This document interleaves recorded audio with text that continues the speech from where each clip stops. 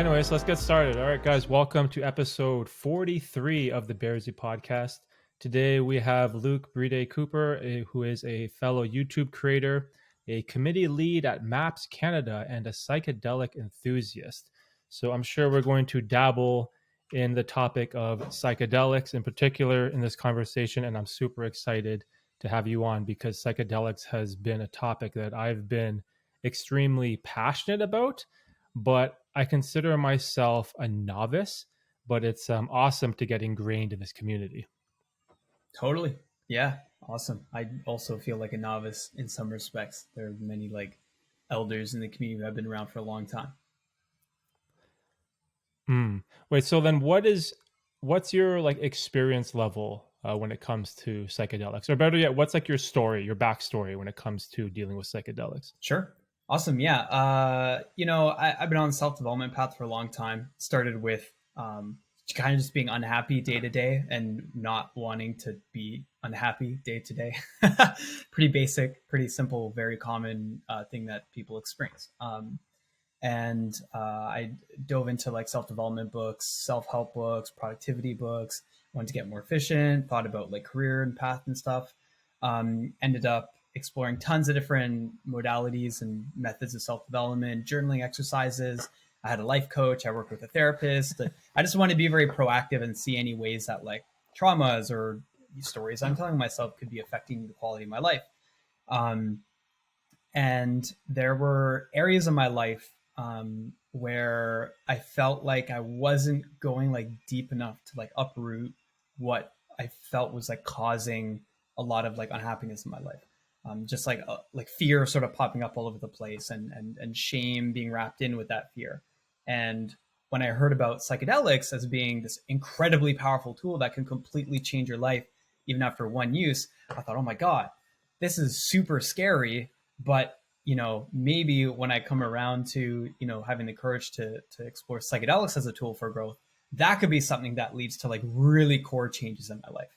So, that led me to my first journey. And from then I've been having psychedelics as a tool for growth. Such a powerful tool, an incredible ally in the almost 2 years since then.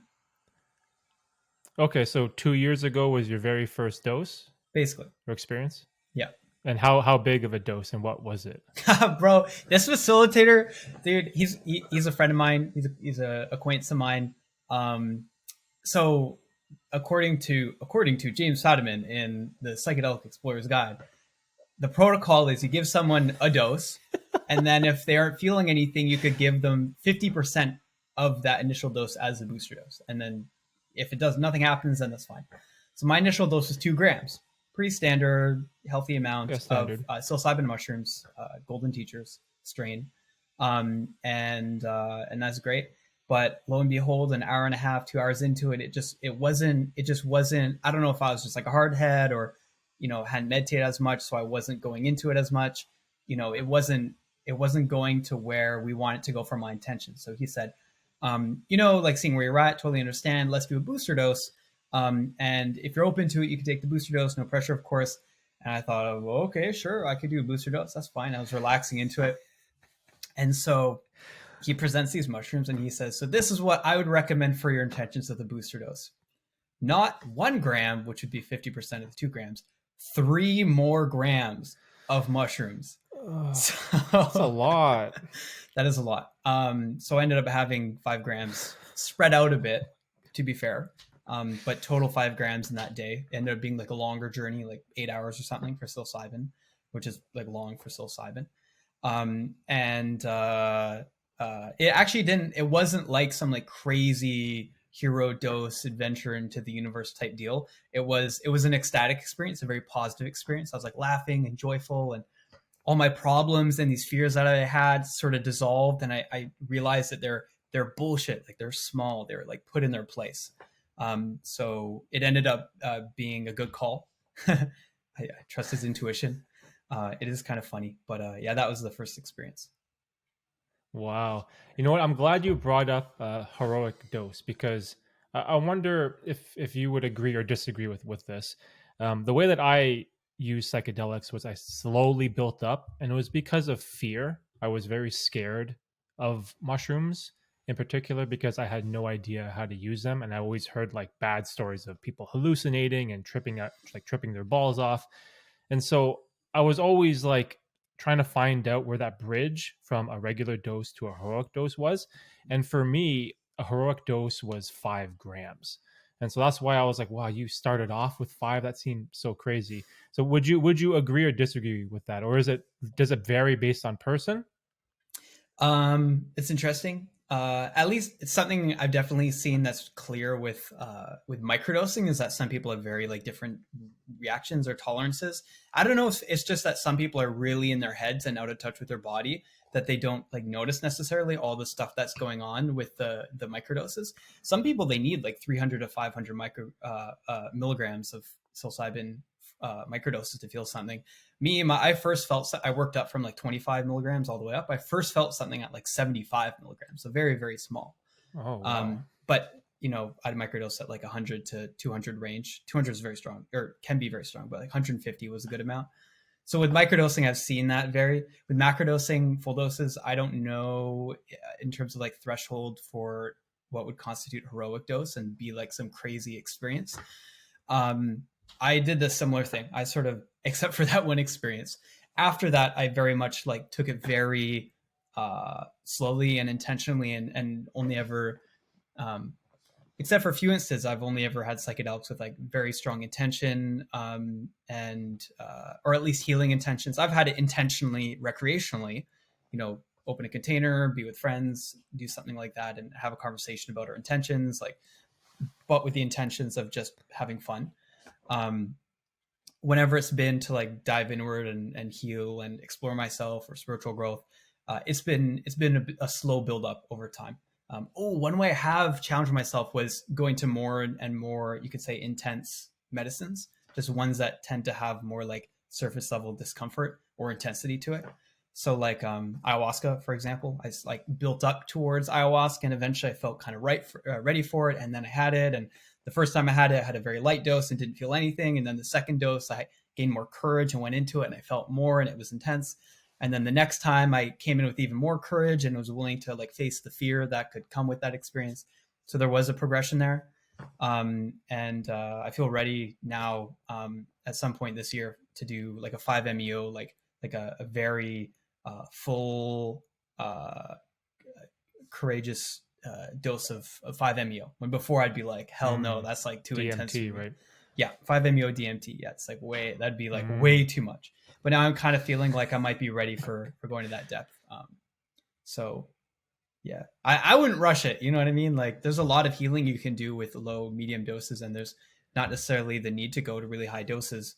But they also have their advantages too. Mm-hmm. Yeah, I feel like human beings have a tendency to always want more and progress. You know what I mean? We always want to go to the next thing. What's the next level? You know, if it's mushrooms, then maybe it's DMT, maybe it's LSD, ayahuasca. We always want to like keep going and going and going. But for myself personally, I've found so much benefit in the microdosing of mushrooms and in the macro side that I'm super happy with just staying with where I'm at. And in the past, I used to have like an interest in LSD, but now it's kind of faded over time because I've received so many profound benefits when it comes to mushrooms. And I try to explain this to my friends who don't take mushrooms. Like the stuff that we're talking about, it sounds like woohoo bullshit. Like, oh, spirituality, we're self-healing and we're confronting our ego. But like if you've never taken like a psychedelic mushroom, then it's kind of hard to put that experience into words unless you've actually experienced it yourself.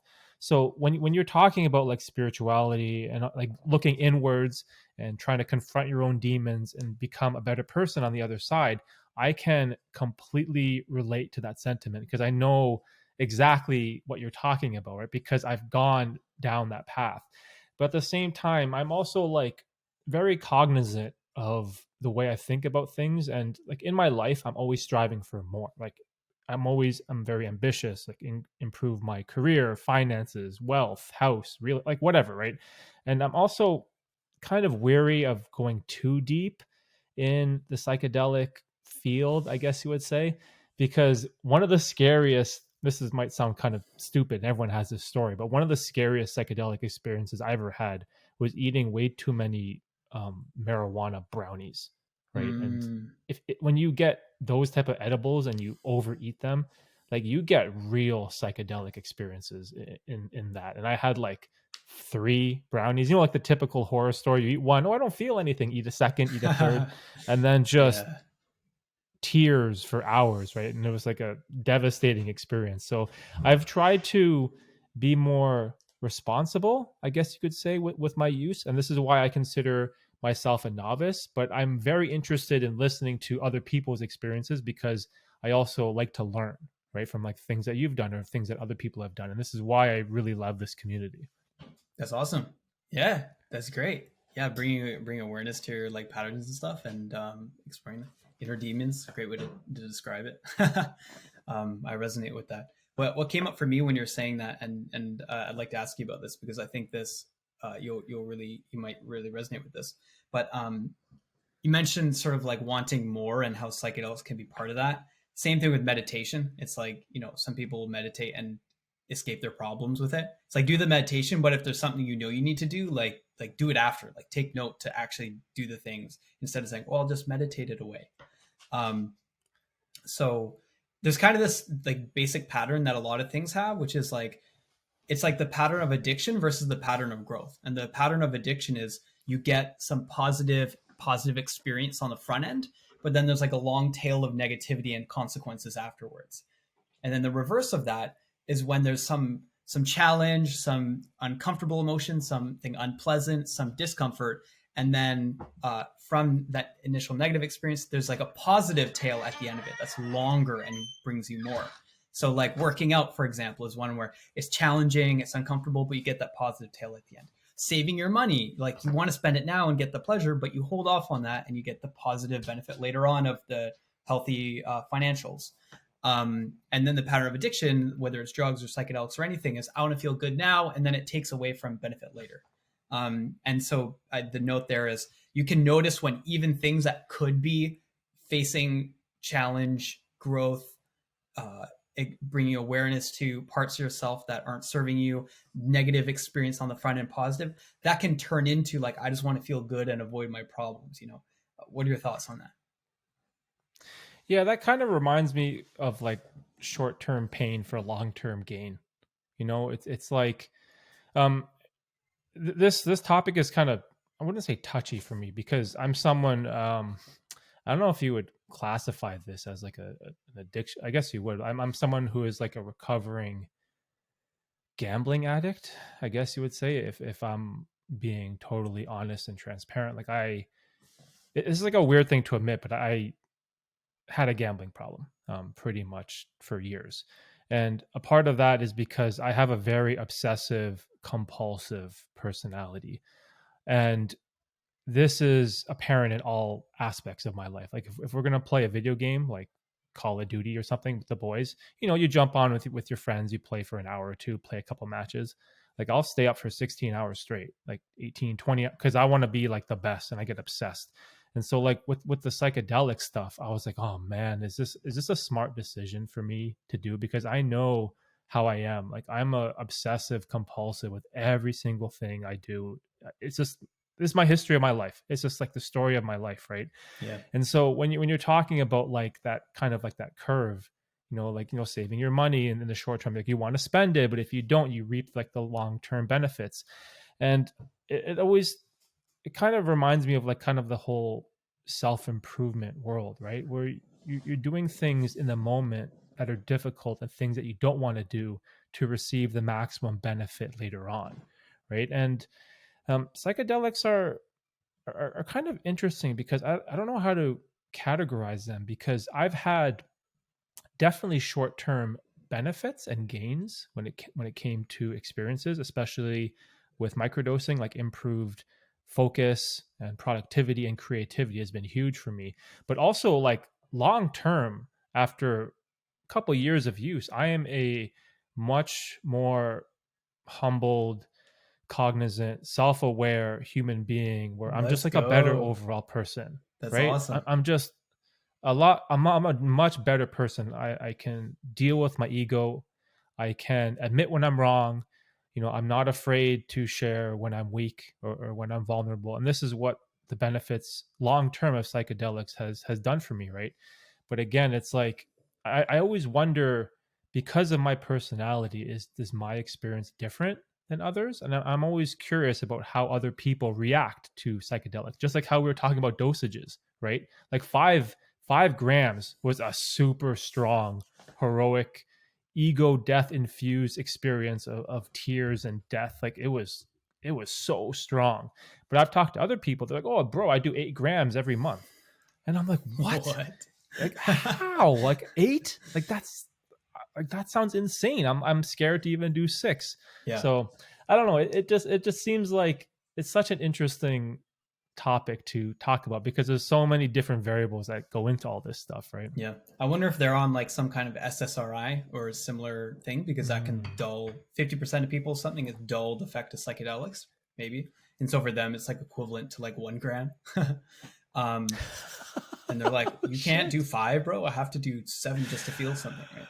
Um, their microdose is like 5 grams. I'm curious. So those benefits you mentioned, was that, do you feel like that was from microdosing or from like the full dose journeys? So the benefit that I get from microdosing 100% is the ability of tunnel vision and creativity. So I have, I know you probably can't see it, but it's like right here.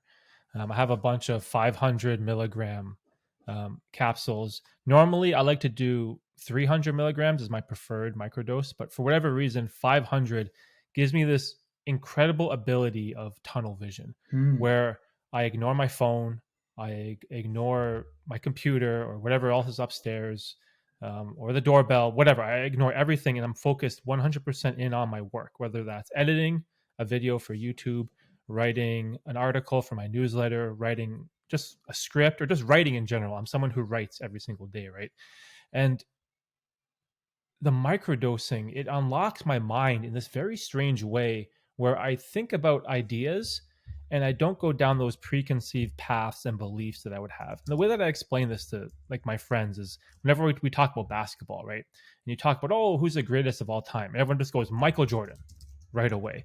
But then whenever I'm microdosing, when a subject like that comes up, like who's the greatest basketball player of all time, my brain doesn't think of Michael Jordan right away, as if it would do normally. Now it will go on these weird divergent tangents and think about, like, oh, maybe John Stockton is the best because he has the most assists ever. Like you think in a way that's very strange, right?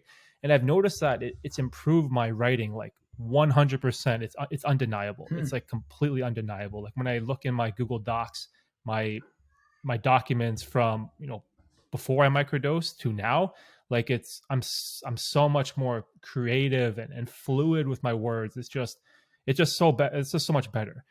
But then on the macro dose side, the benefits has been for my own personal self, and a big part of that was as a parent.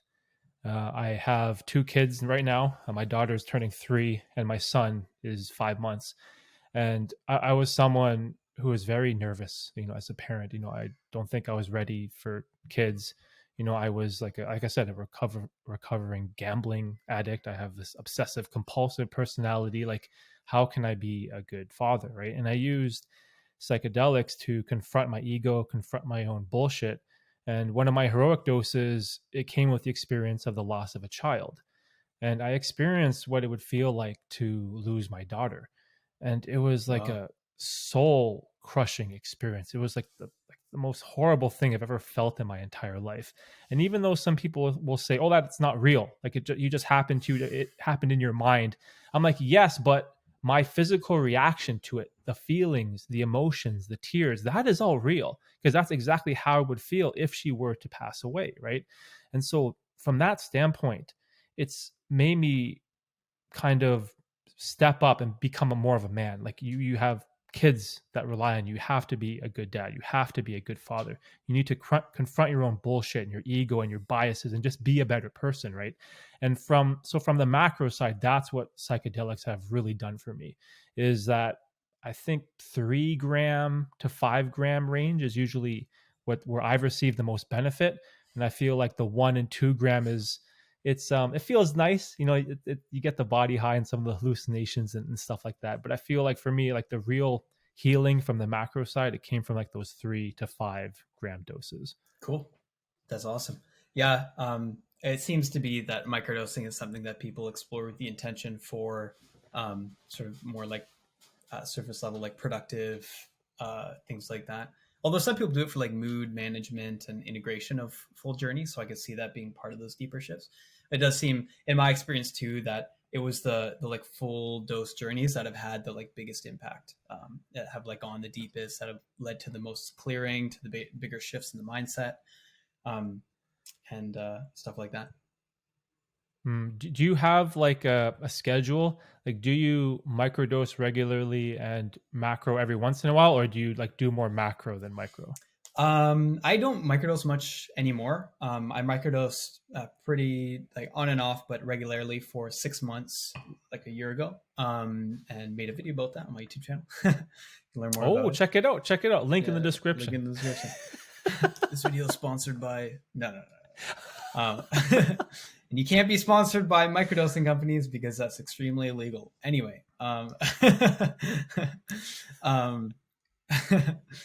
yeah, so there's a number of psychedelics of choice that have been very powerful and beneficial for me. One has been MDMA, used in a intentional context. You're putting on music, you're putting on blindfold potentially. Yes, you're putting on blindfold. That's the way that I prefer it. Lying in bed, with the intentions of going inward and confronting things and self-examining and going deeper. Incredible tool. Potential for abuse because it is one of the psychedelics that it's in the constellation of amphetamines. It makes you feel good typically. Now you can use that to go deeper into darker stuff, or you could just use it to feel good. So you have to be very careful with that one. I wouldn't recommend it for everyone.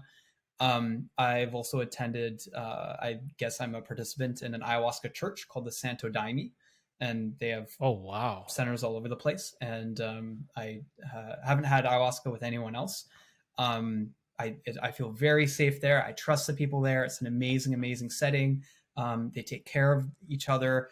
Ayahuasca is one that has extremely low potential for abuse because it makes you feel like absolute garbage. You're puking, you're potentially going number 2 in the bathroom, extreme discomfort and nausea. But in the process of that, it really is, in my experience, I felt like I was clearing unconscious stuff through the purging and through the discomfort. There's a journey where I got 0 insights, man. No logical, clear shift in my mindset, just extreme discomfort. And then I felt lighter and clearer and happier and more capable of compassion. Music sounded better. I was more enthusiastic about life. All the signs of progression on the path of growth were there. And I had no clear logical understanding of any shift. So it works. So occasionally I'll attend the ayahuasca church. That's been a very intense journey for me. Mushrooms have also been a very valuable tool. That was the first one that I had. I explored LSD the last year. That was more recreational. And I kind of felt disappointed because I had the intentions of wanting to explore trippy stuff and listen to music and feel good and try food on LSD. And at some point I ended up just putting a blindfold on, lying down and going inward because that's what I felt called to do. Yeah, various tools, you kind of get a sense of which ones are good for what and the benefits and the challenges and stuff. I would never do ayahuasca at home. That's like, I want to do that with people managing the space, with a ritual around, it's a church. So there's hymns that we sing, and they open with prayer and close with prayer, and they put up banners and stuff like Saint Michael, I believe, stabbing a dragon, right? Or a demon or Satan or something. So they've got all the pieces in order for it to be like a very safe environment for it. Yeah. Mm, that's interesting. See, I have a very crude understanding of ayahuasca. I remember the first time I saw the word, you spell it with an A. Right? I thought it started with an I. I was like, ayahuasca? I was like, what is this? And like, from what I've read, I've always heard about people having to travel to the Amazon and you get like a shaman and then you drink some type of tea and you have like a full body purging, which is, I guess, why you said there's no ability for abuse, right? Because it's something that makes you feel How horrible, could right? you? Yeah. But Like, yeah, like I mean, I'm sure you could. Like, if someone's fucked up enough, maybe they like they feel like they deserve it, so they, maybe. But yeah, very low potential for abuse in my experience. So is that how you guys consume it? Is like through a tea? Is that like how it's done? Yeah, yeah. It's ayahuasca. I mean, they call it daime. Santo daime means Saint daime, and I mean, and they don't call them ceremonies; they're called works. Whatever. It's just the language that they use in their community, let's say. And yeah, so you have 3 doses of ayahuasca through the day. You all line up, you go up, you have your little cup. The head of the church or the person who's doing it is gonna like give you a little cup. You can say you want a little bit or normal or a lot if you want. It's like a small amount anyway in a little cup. They're very careful not to overdose anyone. You can't overdose. They're just cautious about making sure that people get what's right. And yeah. That's interesting. You know what's strange is I don't know anyone in my area or any of people in my connections through mushrooms or psychedelics that do ayahuasca. I don't know if this is like a Toronto thing. I know ayahuasca is becoming more and more popular. I guess you would say it's becoming not mainstream, but I'm hearing more and more stories of it. Yeah. Is it like something that's very accessible in your area because you're on the West Coast, right? Yeah, West Coast Canada, they're definitely practitioners, shamans, I don't know what word they use, people who facilitate ayahuasca locally. People just do it in their homes. I've heard of that in even my city, Victoria, where I'm at right now. I've heard of it being in different places in Vancouver. Some of them are more like established places, like, not necessarily retreats, like you're going somewhere else, but like people have like a website, they're a public facing person, facilitator for things like that. So there's some accountability there. There's also, in different places in Canada, things like the Santo Daime Church. I believe there's one in Oregon that has American federal exemption or something like that. The ayahuasca churches have federal exemption in Canada too.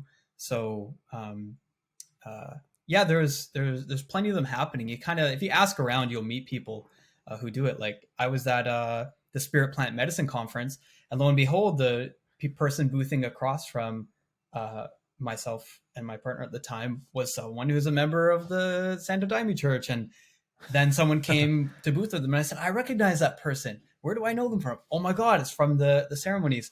And then the people were helping clean up. And then there was a guy grabbing some boxes, and I thought, hey man, I recognize you from somewhere. And he's like, I think we were lying down next to each other, puking our guts out that one time. Like, oh, it was you. No way. So, if you're in the community, you see people around and you kind of just get to know people and you find out what might be good for you and explore from there. Mm-hmm. That's interesting. I have a question that I always like to ask people on psychedelics, because I used to have an opinion, and this opinion has changed over time, but I used to have this opinion that if every single person on the world had a small psychedelic experience, it would make the world a happier place. Now, in the beginning, I think this came from this personal bias where I had so much benefit that I was like, man, everyone should do this. Like everyone should, like they're missing out on like the secret, right? But now I'm sort of like, maybe there's some people where psychedelics aren't for them. And so I've kind of been going back and forth on this question, because people ask me, like, they say, oh, do you recommend psychedelics? And now I'm like, I don't know how to answer that question anymore, right? I don't know. Do you have a good answer for that? Good question. Would I recommend that people do psychedelics? I'd recommend people explore all the options that are available to them, that they're comfortable exploring. If it's if they just ask the question, is that something that I want to do their research, then for sure, right? I meditate. That's one of the two most powerful tools I've ever found for self-development have been meditation and psychedelics, right? And each one has their strengths and their disadvantages, or just their areas of growth. I think some people, psychedelics are probably better to be a hard cut off, like not at all. For example, in the studies for psychedelics, the exclusion criteria for participants is family history of schizophrenia or mania or other similar psychosis associated disorders, or psychosis itself.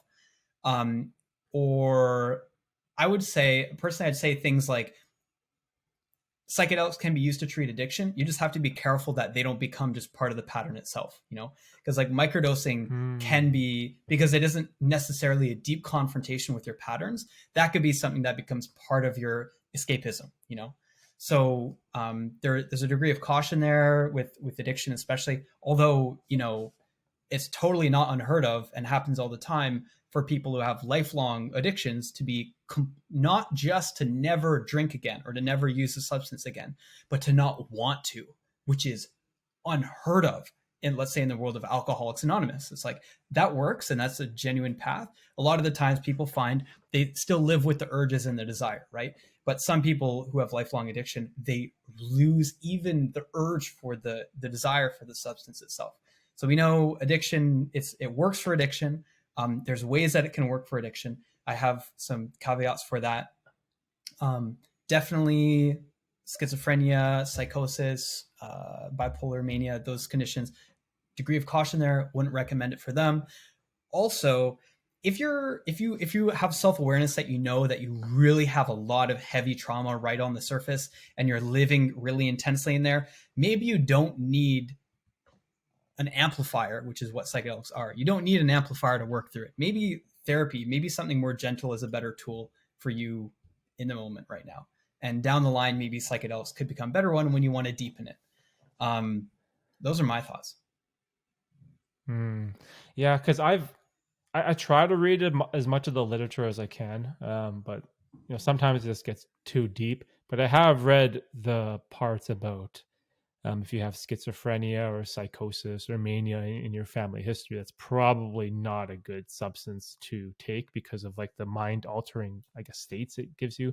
I don't know. It's just an interesting concept because, I feel like there's so many people who are just like pent up with anxiety and depression and mental health issues and just like so many problems, right? And I always felt like maybe a tiny psychedelic experience could maybe break through some of those pathways that they have, right? But I've sort of come to this conclusion that I feel like it will only work if they're willing to receive it. And it's something that I don't think you can really force on people where you're like, oh, you have this, oh, you're dealing with anxiety, you have to take these mushrooms, it will cure it. I feel like maybe the person has to be more willing and open to it for it to work. So this is why I'm always very wary about recommending this type of stuff because, like it is a Schedule 1 substance in the US. It is technically illegal in Canada, even though I believe the spores are legal, or at least it is here in Ontario. And it's one that I try to tiptoe on ice when it comes to recommending this stuff because I make YouTube videos about the micro and the macro side, right? And I make these videos about like documenting the benefits to my life. So then I get friends and family, they're like, oh, so are you recommending these things? Well, yes and no. It's sort of like a slippery slope to talk about. And this is why I'm sort of like searching for more knowledge and better perspectives, right? Because I feel like it does sound like woohoo bullshit, but they're like medicines. Like it's basically like a natural medicine. Like it can help you in so many ways. Even though I'm not a very anxious or depressed person, so I've never really felt the benefits on that side. I've read tons of stories of people curing their anxiety and overcoming depression just with microdosing alone, which is amazing. That's like super, super like awesome to hear. But I've tried it and it's done nothing for my mood. I've pretty much felt the same all the time. Yeah. And this is why I think there's lots of gray area here, right? But if we can have more conversations about this topic and maybe spread the idea, spread the knowledge, spread the message, that it will hopefully reach those people who are open, to trying this type of stuff, and maybe that's like the healing they need in their life, right? And that'd Yeah, be amazing. totally. I mean, it's like anything else in life. It's like, would you recommend you go to the gym and work out? It's like, yeah, that sounds awesome. But what about people who have a condition that make that very dangerous for them? It's like, oh, well, I didn't necessarily have them in mind when I said that. It's kind of annoying to say, I recommend people go to the gym, except unless you have some condition that makes high impact exercise very difficult, and then maybe you could do something else. Or like having to add caveat all the time is sort of just the fact that it's something that's emerging from having been suppressed. In the research was suppressed because it was made illegal, and there's a lot of stigma around it. You kind of have to have that caveat all the time because of that. I'm happy to do that. Eventually, hopefully, it's like driving. It's like driving's super dangerous. Driving kills tons of people all the time. There are people who shouldn't be able to drive. At the same time, when we talk about driving someplace and cars that we enjoy and fun experiences on certain road trips, we don't need to say I'd recommend doing the Oregon coast road trip unless you're really in a mood of anger and intense something, and that'll affect your ability to focus.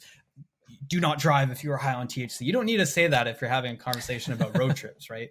But we'll do that because it's a new conversation about psychedelics. Yeah. Mm-hmm. But one thing I want to bounce off of what you said was sort of the basic pattern of just how life is. It's like you can do things that make you feel good in the moment and then have that long tail of taking away on the end. That's like the pattern of addiction. That's the pattern of opposite of growth. Or you can do things that challenge you, that make you grow, that take you to a better place in life, that usually involves some kind of negativity, or at least not just like immediate gratification. When people think of psychedelics, I often think of it as like getting high, and they think of like people doing it to feel trippy or see stuff. And like 50% of like, usually my intentions for taking psychedelics is not to get high, it's to get low. Like I want to go, I want to go into, I'm not just trying to feel good and be in the light and feel ecstatic. It's like, I want to go into the dark. Like I want to like confront, like I have a willingness and humility with that to go into the parts of myself that are uncomfortable, that are painful, that are holding grief, that are holding shame, where there's hidden guilt that isn't on the surface, or, suppressed memories or trauma. It's like, at some point in growth in life and self-development, you realize that the more you go into the lows, the more you reap the benefit later on.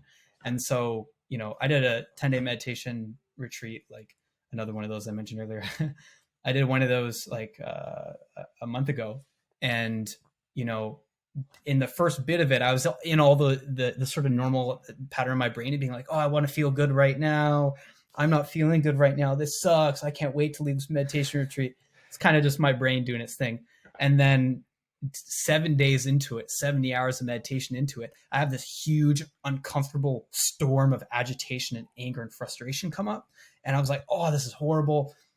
But I had enough clarity to be like, okay, I need to just sit with this through the meditation, and I know it'll clear, and I'll gain, and maybe I'll gain benefit from it. We'll see. And I just sat with it, and it was horrible, and it was horrible, and it was horrible, and lasted for hours and hours and hours. The next day, I wake up, I come out of bed, and I'm like, I feel clear. I feel light. It worked. No way. The meditation worked. Yeah, I'm clear. The storm is gone.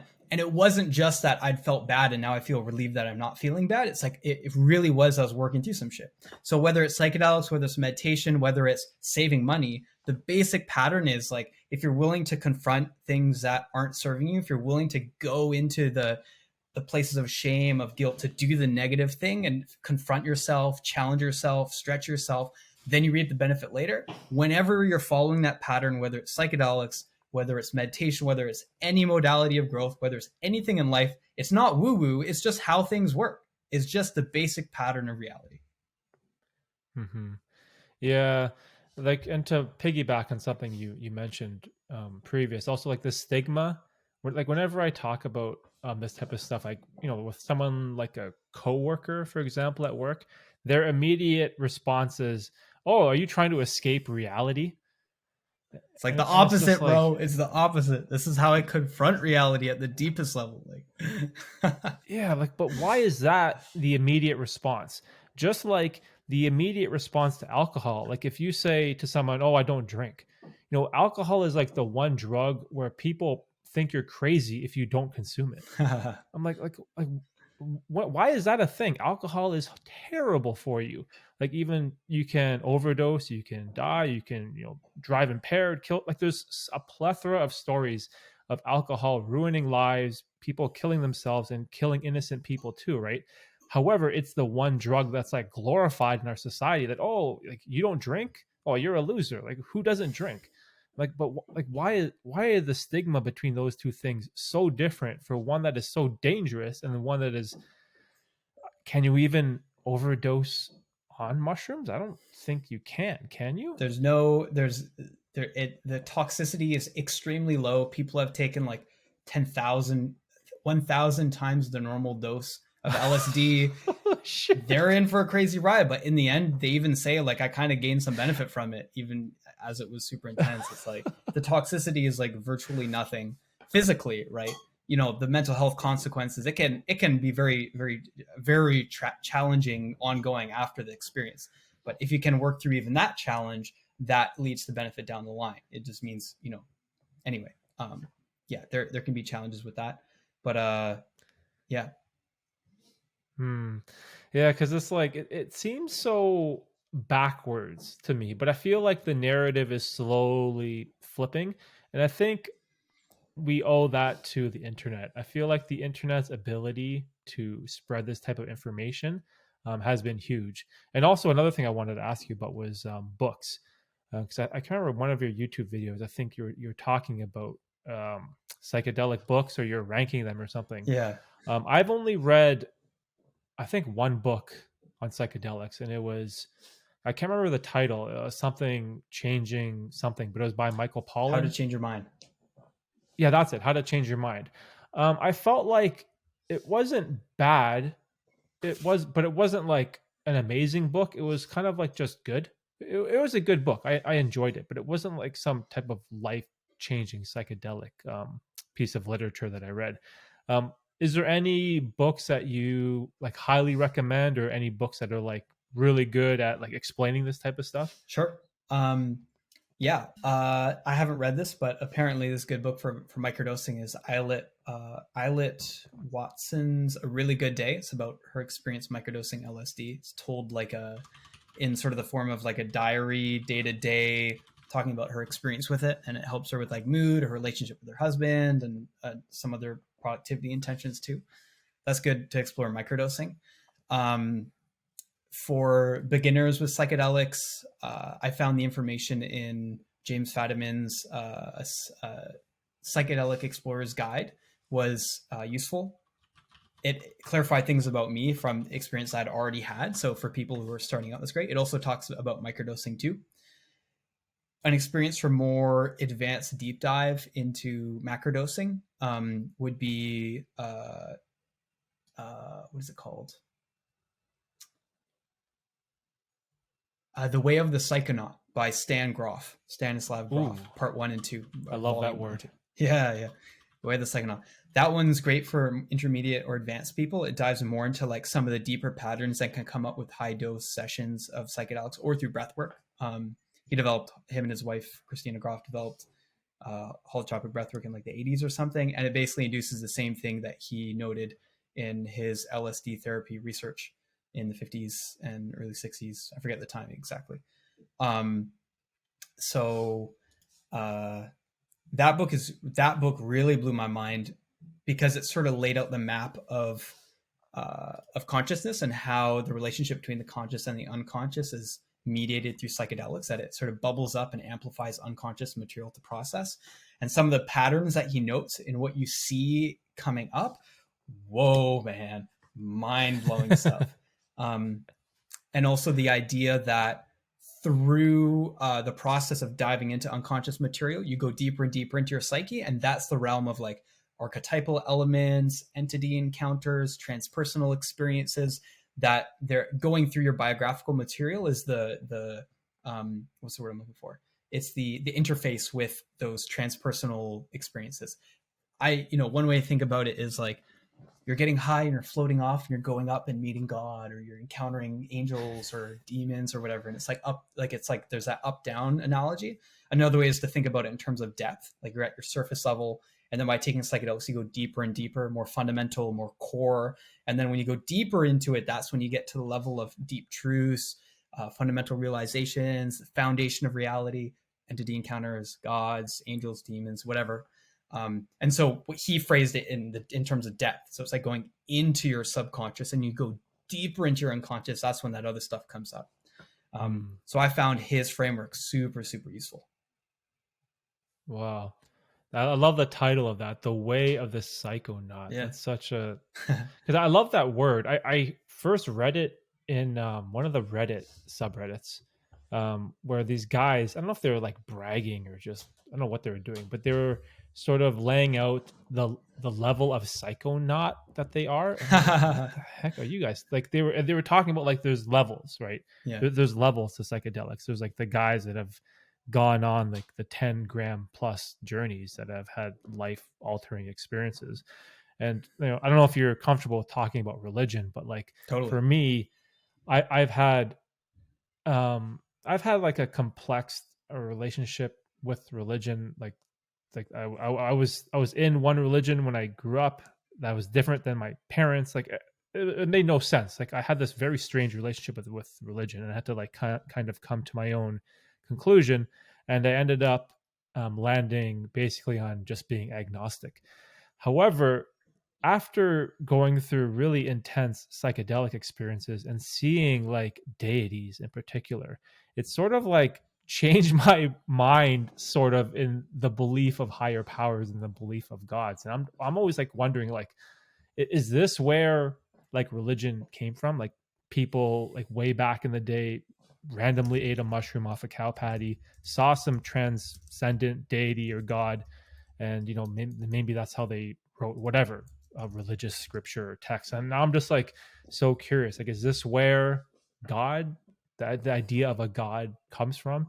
And it's so cool because like I guess I used to be kind of more closed-minded, where I'm like, oh, I don't really know the answer to this, so I just kind of just don't believe, and I just stay like this. But now I'm like, man, like the possibilities of things in the world, it's like endless when you open your mind to this type of stuff. And I find it just like so fascinating, and it's something that I love to talk about, because like whether you are like my family is Buddhist, for example, but I grew up Catholic.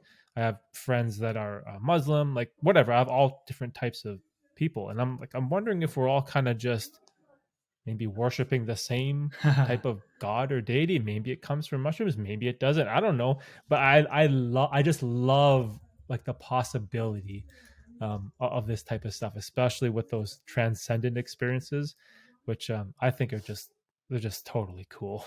Yeah, totally. Yeah, I'm totally comfortable talking about religion. I love talking about paths and ways. Way of the psychonaut. I also like, you like the word psychonaut, I like the word way.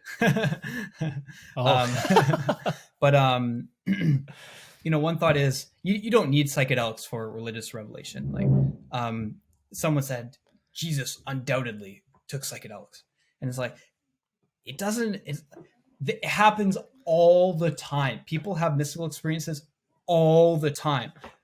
I went into a random store in my city, spoke with the person at the front desk.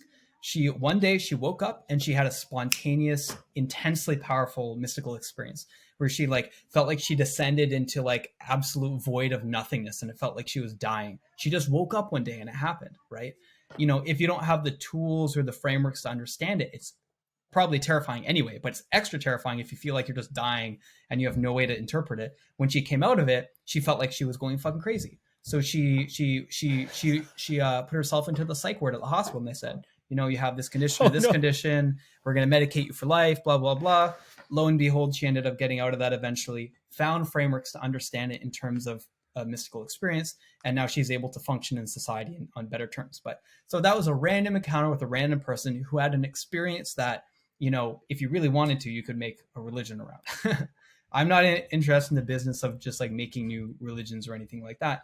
But the point being is like, you can have mystical experiences from psychedelics. You can have it from breathwork. You can have it from ecstatic dance. You can have it spontaneously for no reason whatsoever. It just happens, right? So, you don't need psychedelics at all. There's totally legitimate ways of these experiences inspiring people into new ways of seeing the world. And, religious revelation is part of that. The way I understand psychedelics playing into that is they're literally just amplifiers is the best way that I've understood it. Therapeutically, they amplify unconscious material for you to bring to the conscious level, for you to process and work through. Okay. At a deeper level, they're amplifying the basic patterns of reality, the basic elements of reality, so that you can experience them for yourself. I'm not interested personally in any kind of faith that requires belief without evidence or without reason or without something else. If it's just like saying something for the sake of saying it, I'm not interested in that. What I love about psychedelics is that they offer you to experience things directly for yourself if you're willing to go through the fear, to let go of the things that are inappropriate in the face of deeper truth, to like melt away identities that are holding you down let's use a height analogy, that are holding you down to earth and away from heaven, that are keeping you attached and small and contracted. If you want to meet God, you need to let go of everything that's inappropriate in the face of God. Another way of saying that. If you want to be love and be in communion with love and the sense of oneness with everything, you need to let go of everything that's keeping you separate and detached and small from everything else. And what I see is like the therapeutic process is just the early stage of that process. It's like therapy is extremely religious is one way to see it. It's like you're healing yourself. You're letting go of all the stuff that is keeping you from being more in a state of compassion and love, which is the end goal of all the paths of spiritual growth and religion in the world. All of them aim towards a similar thing. It's like compassion, love. And if they aren't, then maybe they're actually an ideology or something like that. You know what I mean? Like maybe it's something Scientology. Different. Right? Or like nationalism, right? Like what's the end goal of nationalism? It's like, we are a nation, there's no ultimate vision that encompasses everything, right? There's a sense of division between your nation and others, right? It's a higher entity. A nation is a thing, right? But it's not the highest. It's not, you don't stop at nationalism. You can, being a kid, if you're exploring identity and you become nationalistic, that's totally fine. Just don't get too attached to that. Understand that it's probably inevitable in our world, and just know that there's deeper layers to the world, and explore those deeper layers and keep moving in that path. So I don't really care. Like, I'm really interested in religions because they offer different paths. I'm very, very curious about the question you asked about like the similarities, and is there something about them that's pointing in the same direction? I think it has to do with compassion, has to do with love, has to do with a sense of oneness, has to do with the menial things in life being sort of put in their place as being less important. It has to do with expansion and openness versus contraction and smallness. You like in all the spiritual literature, they all seem to say the same things in different words. If they're talking about Krishna or Jesus or enlightenment, there's some pattern that is the same there. Mm-hmm. Yeah, it's kind of cool to look at, because even though I don't have like a religious belief or team that I subscribe to, this idea of being nice to your neighbor and kindness and love, and you have a day, for most people it's on Sunday, where you all meet at this communal place and you're all very nice and cordial to each other. That's a beautiful thing, right? But it also sparks my interest, because I had a conversation with an acquaintance, let's say, who was using psychedelics to intentionally see God, because at least this is what my belief was. He needed to know the truth, right? So he was going on these psychedelic adventures with the intention of trying to see like a higher being or trying to see God, or even I don't know if it was LSD that he was doing, where the machine elves are a common occurrence. Like, that's something Yeah. that I can't remember what he was talking about. Like, oh, it's machine elves. What the hell is DMT, that? smoke Oh, it's DMT, DMT. That's where the machine elves come from. Oh, typically. like, see, I don't have any experience in those, but I was like, man, you're using psychedelics to try to prove that God exists, and I'm like, I don't know if it necessarily works that way, but like, and the way you're kind of talking about how like it sort of like amplifies things in your life, and you can go like deep, and you can go into like these self reflections and self realizations and all these different types of descriptions, whatever you want to call it, right? And unfortunately for my acquaintance, he never found his answers, right? He never found Mm. his answers through the use of these substances. And in that sense, that's probably a form of not abuse, but probably misuse, where he has ill intention of what he was, trying to find. And I think that's something also that's important to talk about, because, I like to talk about the religion topic. I know, because like politics and religion is like taboo. You're not supposed to mention it. You're not supposed to talk about it, but I don't give a shit. I love to talk about anything. I don't care, right? Same. I'm not someone who's set in stone. I'm perfectly fine being debunked, or I'm perfectly fine with admitting when I'm wrong. I've crushed that part of my ego, right? I'm beyond that. And I've learned from that, right? I'm not immune to it, but I try intentionally to work on it. And when it comes to religion, it's like it's kind of nice when I see people that get so much benefit out of it, right? I feel like that's like a beautiful thing. But the sadness comes from when, religious people, they have conflict, and then hate spawns from that, and then you have wars and all kinds of craziness. And that's what, makes me really sad, because religion, whether it's, or psychedelics or whatever, meditation, breathwork, these can all be beautiful things if you use them with the right intention, right? Yeah. And I think maybe that's like the more positive message, that maybe the general population would be benefit to hearing. Totally. Yeah. It's all about your intentions.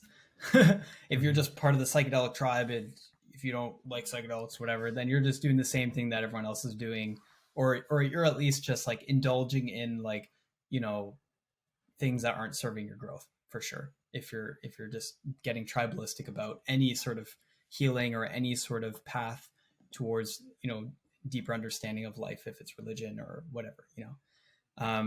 Yeah, I don't know. I mean, it's funny that you mentioned your friend who has the intentions of meeting God. If it's just kind of like he wants to, if his intentions was, I'm going to prove it once and for all to like show other people in some way, maybe that would be weird.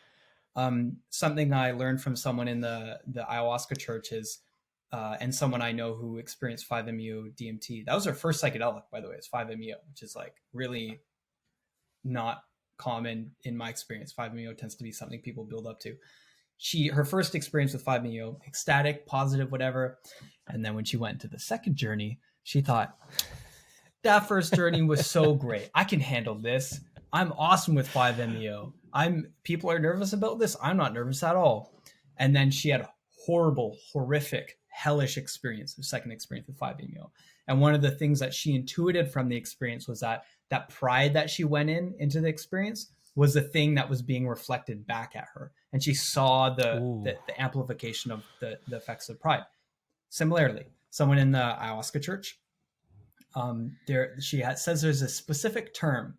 If you go into an ayahuasca ceremony with pride, being like, I'm great, I'm awesome, I'm part of this ayahuasca community, I can drink it and I'm awesome. Look at me, I'm not scared at all. I handled a extra large dose last time. I asked for a little bit more. I can handle this. You can get what's called the sledgehammer, a Oh, really uncomfortable, unpleasant experience that's just amplifying in you how you actually are already, which is this like prideful, overly attached to this small thing, this small identity that's like holding you down and holding you back. So intentions are super important. If your intention is to meet God, to be totally honest, it's funny you mentioned that, because that's my intention going into, if I were to do a 5-MeO journey at some point when I do, I feel like that'll be my intention. Last ayahuasca one, Mm. I went in with the question, very similar question. What's my foundation? Was my question. Ended up getting a very different lesson from it. But you know, if you want to have deeper, if your intentions are to explore the deeper realms of the world and experience the truth at a very deep level and to know yourself at a very intimate level, at some point knowing yourself becomes knowing the world, and they're interrelated, and you explore that relationship. If that's your intentions, that sounds fine to me, you know. But if you're like trying to do something with it and you're trying to control with your psychedelic experience, that's the opposite. It's like you need to surrender and lose control to get somewhere. Hmm. Yeah, someone told me that early on. It's like you can't escape. You have to surrender. You can't fight. And that's so I had a couple of really bad trips early on, is because like when the ego death was coming or any of this other stuff, I would try to resist. And I like your sledgehammer description. It just makes it so much worse. You have to give in. You have to just let it take you on a ride, and you can't fight it, right? And once I got that piece of advice, and I just went in with zero expectations. I kind of went in with like a blank slate, and I kept my mind extremely neutral.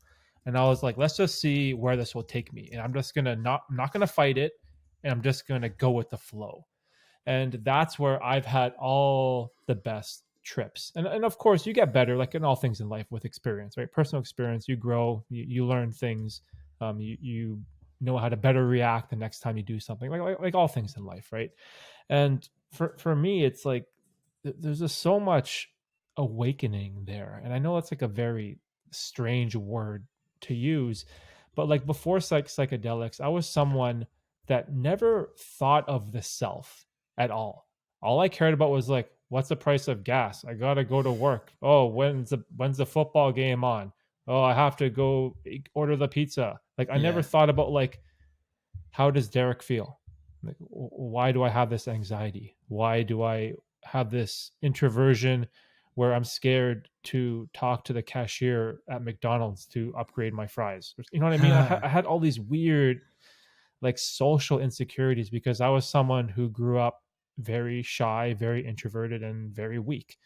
And these are qualities that I hated about myself. And, I worked on them over time. I became, I'm someone that used to be terrified of speaking, public speaking, presentations, conversations. And now, like, what do? I make YouTube videos and I have a podcast. This is the exact opposite of what I love to do. And it was because I worked on these things, right? And if it wasn't for psychedelics to give me this extra option of like just thinking about yourself, and I know it sounds super cringe, but just like, and this is what I use like meditation for. Like I use like short sessions to kind of clear my mind, to put me in that neutral slate, that, neutral state where just go with the flow.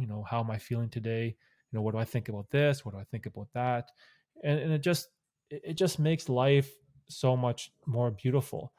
And all that like bullshit that you have with like social pressure and trying to impress coworkers, like I don't care about any of that stuff anymore. I don't care about like the clothes I wear, the car I drive, the shoes on my feet. Like what other people think of me, it doesn't.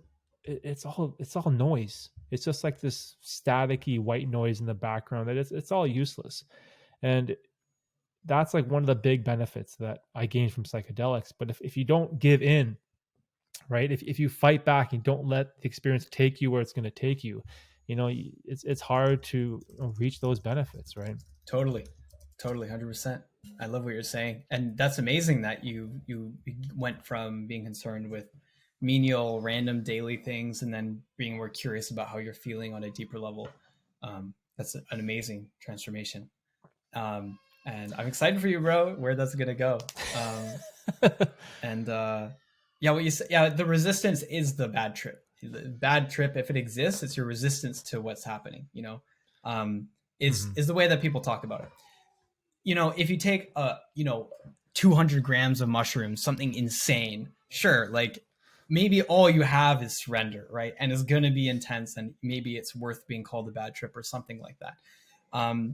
But have you heard of the YouTuber Jonathan Pajot? No. So he's a Jonathan Pajot. yeah, he collaborates with Jordan Peterson frequently. He speaks about symbolism. He's a Christian icon carver, and he fascinating content from him. And he put it in a way that really resonated. That applies to sort of the challenging, uncomfortable stuff that can come up in psychedelic journeys. He said he was talking about hell, and people talk about. They said, "I went to hell for eternity in my ayahuasca journey. I went to infinite heaven in my DMT journey." He said that the fire of hell that burns you is the shining, brilliant light of heaven. The difference is, are you willing to let go of what it shines its light on? If something is being amplified and you're made aware of some part of yourself that is inappropriate in the face of your higher self or the growth that you're going in, it's like putting your shit in your face. If you hold on to that, what it can feel like is a forced amputation where something is being hacked or dissolved the way that you really want to hold on to. But if you acknowledge that at some lower part of yourself and you're willing to let it go, and you've already, say, in your life been in the process of bringing awareness around some habit or pattern or some identity that's not serving you, and you've built up that courage and that willingness to let it go, then it doesn't become some like butcher hacking off some part of you. It becomes like a surgeon removing a tumor, right? Getting rid of something that you don't want, And the difference between it being ecstatic or being a hellish experience is just that willingness to let it go. That's interesting. So cool. I just Googled that guy's name. I've seen him before.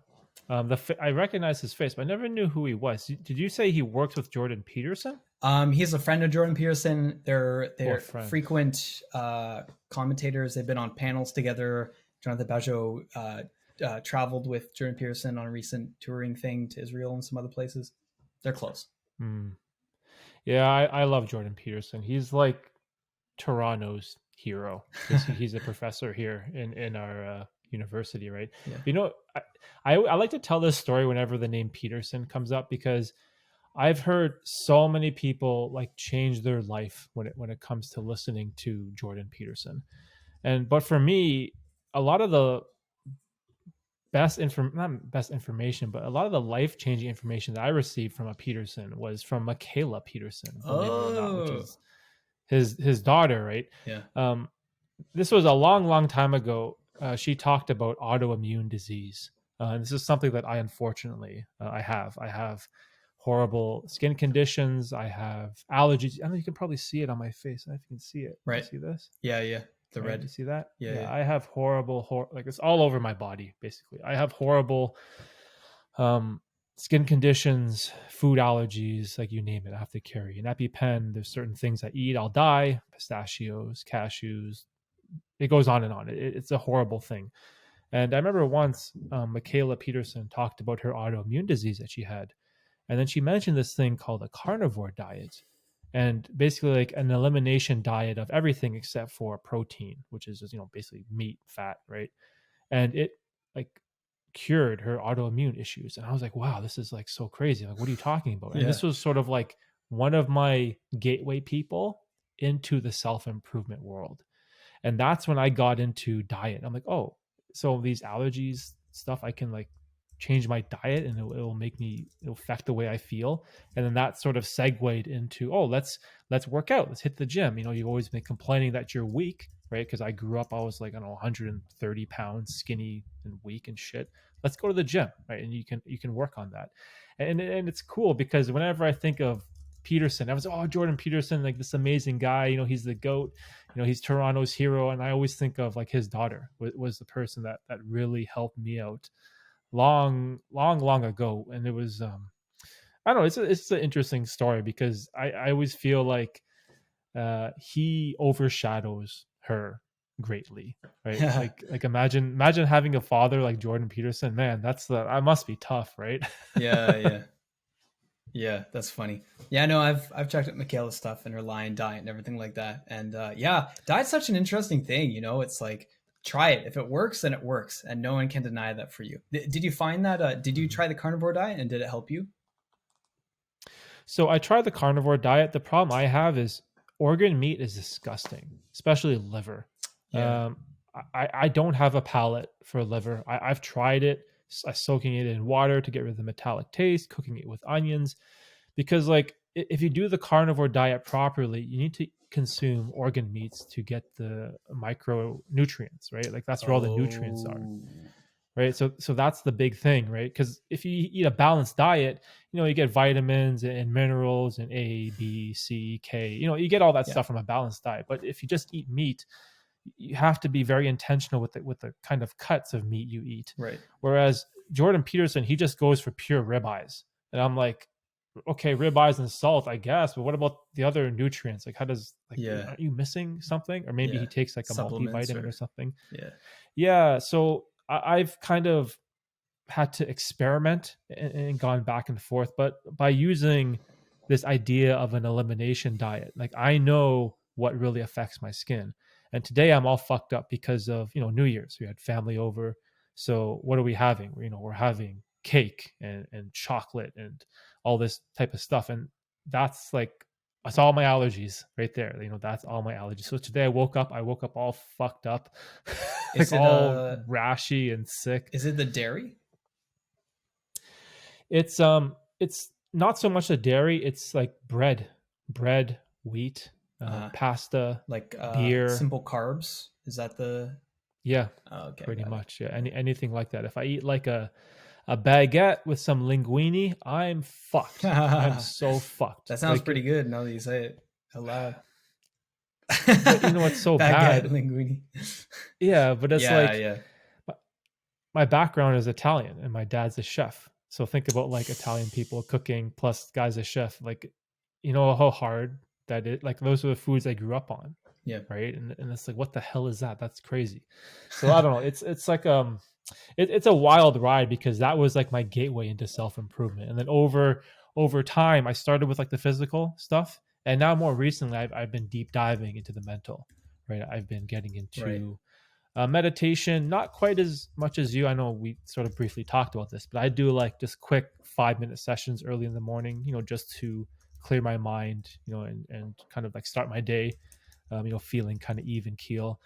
And then going into psychedelics. I haven't really gone too much into breath work. I feel like it's something that doesn't interest me at all, but I've also deep dived into things like intermittent fasting and cold showers. And that's one that's been like huge for me. Cold showers is Nice. one.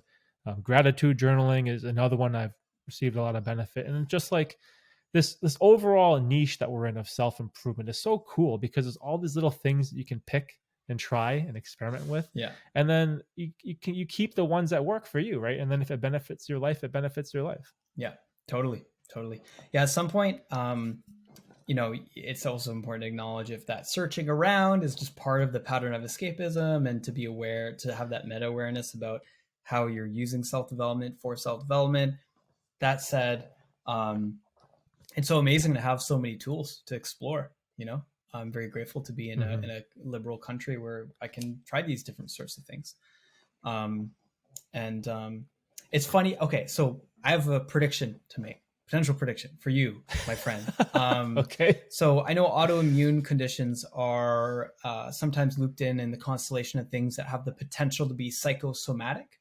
And so sometimes people experience an alleviation of physical symptoms of conditions that seem to have a psychological origin. So, for example, hypertension can be caused from stress and anxiety, and sources of tension in your body that relate to trauma or really heavily ingrained patterns of how you live your life, and those can be alleviated from inner work, and then the physical symptoms are treated.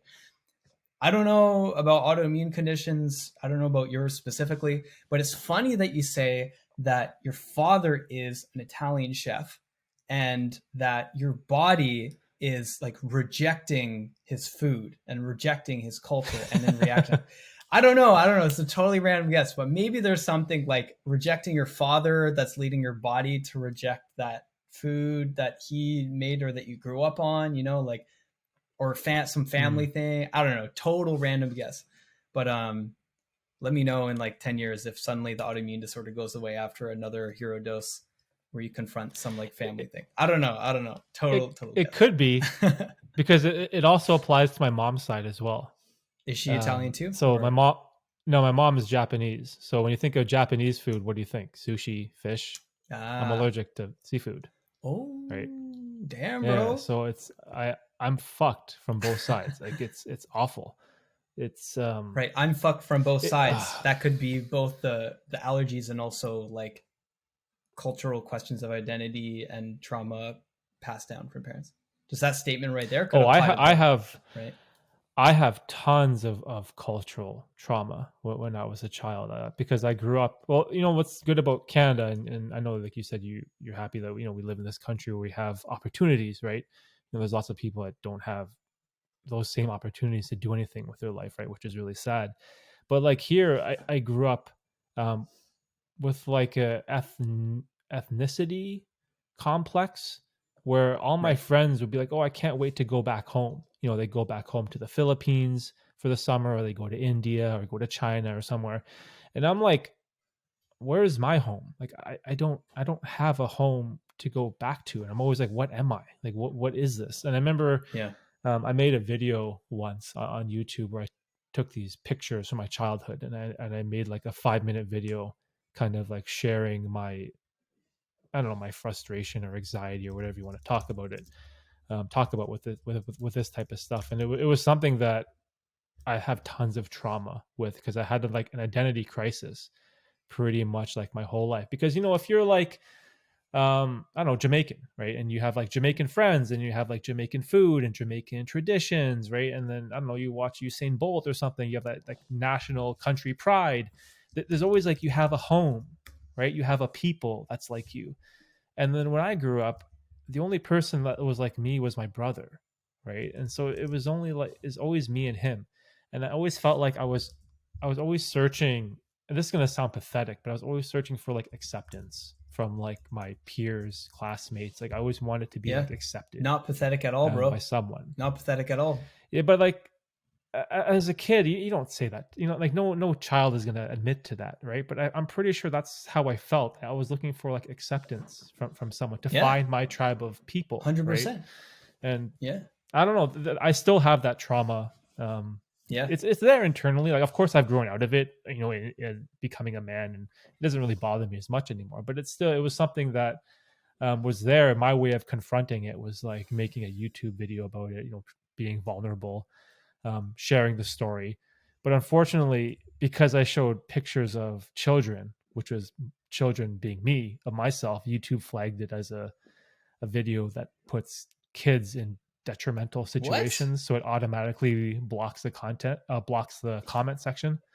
Weird. Yeah, YouTube is picky about if you show kids in your videos, like Right. they'll block stuff, they'll Huh. demonetize it, they'll move the like I can't even Wow. enable the comment section Wow. because, and Weird. that's what I wanted.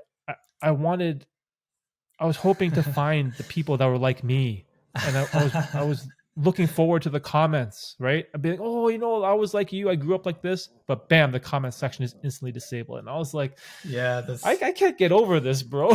do you see the humor in that? You're laughing. You see the It's humor, funny, right? right? And Yeah. people say the universe is sending me a message. I don't know about that, but it's funny how we'll see our patterns reflected around us.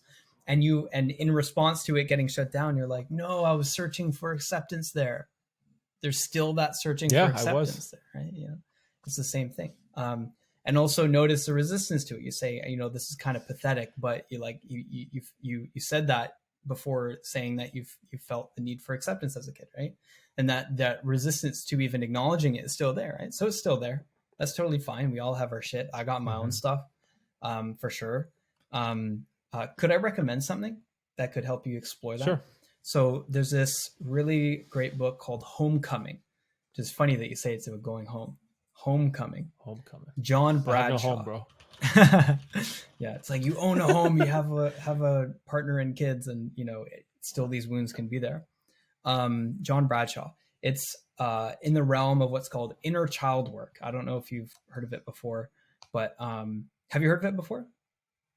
No, I just Googled it. I'm looking at it right Dude, now. oh, I'm so excited for you. Inner child work is the realm of going back to opening up those wounds and healing that shit from our childhood that is still festering underneath. there's really great inner child meditations online that can be very powerful. I was someone who at some point hadn't cried for like years, basically, maybe once or twice. And an inner child meditation just cracked it open, and I just cried and finally like grieved some shit from when I was young that needed to be grieved. And it's an ongoing process, but it sounds like there's something there for you, and that there's probably tons of potential for more like healing and happiness and maybe alleviation of psychosomatic stuff potentially.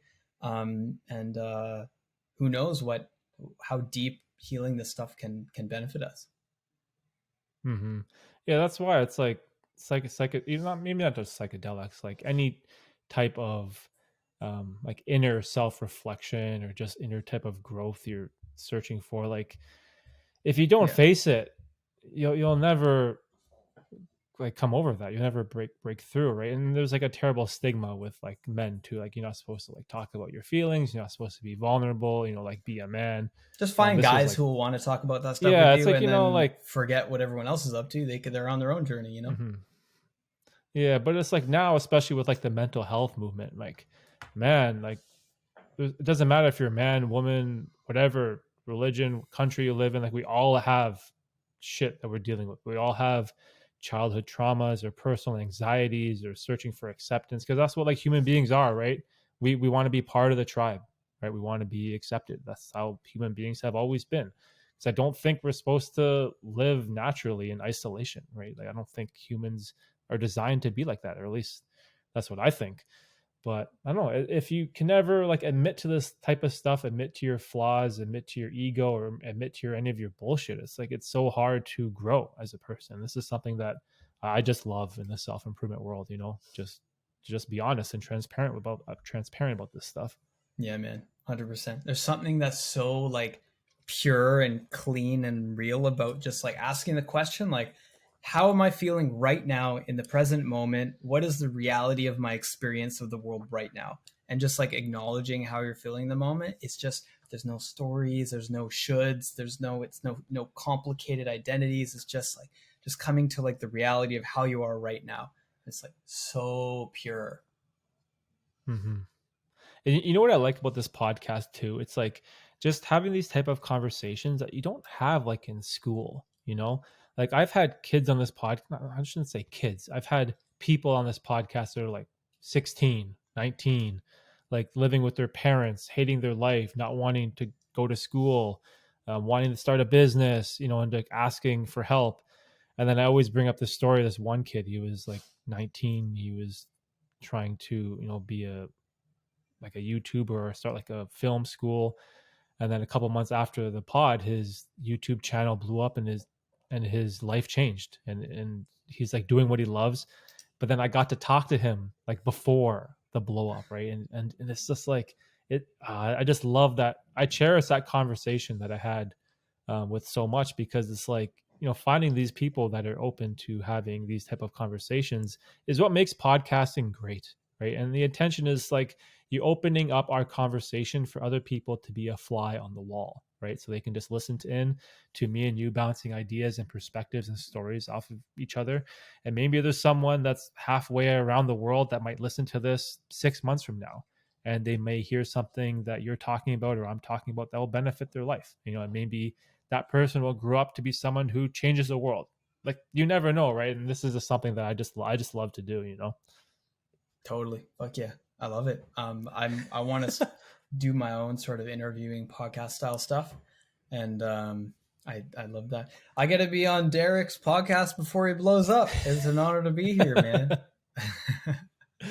Yeah, this is I don't know if you want to talk about any YouTube stuff, but like my podcast, I started it with the intention of it being like a 5-year thing.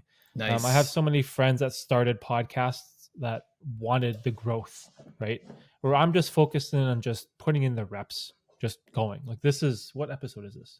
40, we're on 43, yeah. like 43, and it's like getting there. In the beginning, it was like me talking to myself on my wife's makeup vanity, like just awful, like no guests, just me babbling about stupidness. And again, like if you want to start a podcast, if you want to start a business, a YouTube channel, just start. And that's it. That's the title of my episode 1. It's called the Bearzi Podcast #1, Just Start. And it's just me hitting record and just going, posting it, and then just moving on to the next one. And if you can just keep doing that over and over and over without any expectations, then all of a sudden you get to 40, whatever. And who knows where this will go in the future, right? Yeah, that's awesome. Totally. Yeah, I feel similar about the YouTube channel. I've definitely been like, all right, I'm going to grind out for the next 3 months. And 3 months, I want to hit 10,000 subscribers and have this person on and do this project, collaborate with this big creator by 6 months. And I'm looking back on my goals from like a year ago. I'm like, damn, I'm like 1/10 of the way there right now. So, a balance between, the kind of like intensity while getting the reps in and giving yourself the space to reflect and grow and change things. Just keep it going. Mm-hmm. That's awesome. Well, unfortunately, I got to run. So let's wrap up the podcast. Cool. Tell the people where they can find your work, YouTube channel, Instagram, all that type of stuff. Cool. Instagram, start with YouTube. It's my name, Luke Briede-Cooper. The channel name might change at some point. We'll see. Have some potential stuff just because no one knows how to type Briede or how to pronounce it. But yeah, you have the accent on the E, right? Yeah. I typically online, I just don't include the accent, but there is the exactly. So YouTube channel, best place to keep up to date. Instagram is at LUCB_C. If you want to check out a nonprofit that I'm active with, the Multidisciplinary Association for Psychedelic Study, MAPS Canada. I run a committee with them and produce YouTube content for them. What else? Message to myself in the future, or something I'm going to be doing in the future. A book maybe coming out in the next 5 to 10 years. I don't know. We'll see. Almost certainly in the next 10 years. 10 years, I think I could say I'm going to put out a book. You may see me at speaking gigs in the next year or 2 or 3. Public speaking gigs, a goal of mine. Oh, cool. If I'm doing that and you see this down the line, like and subscribe to Derek. Yeah, we can leave it at that. Thank you for having me on, bro. Awesome. This is awesome. Yeah, man. Let's do it again. We didn't even get to talk about maps at all. I wanted to ask you about that. We'll have to save that for the next one. Sure. All right, guys. Thanks for watching. Check Luke's stuff out in the description. I'm going to put links to all his channels, all of his work. This was an awesome conversation about self-improvement, psychedelics, all this type of stuff. And if you guys are interested in Luke's work, I highly recommend checking out the YouTube channel. So that's pretty much it. And we'll see you guys next time. Peace. Let's go.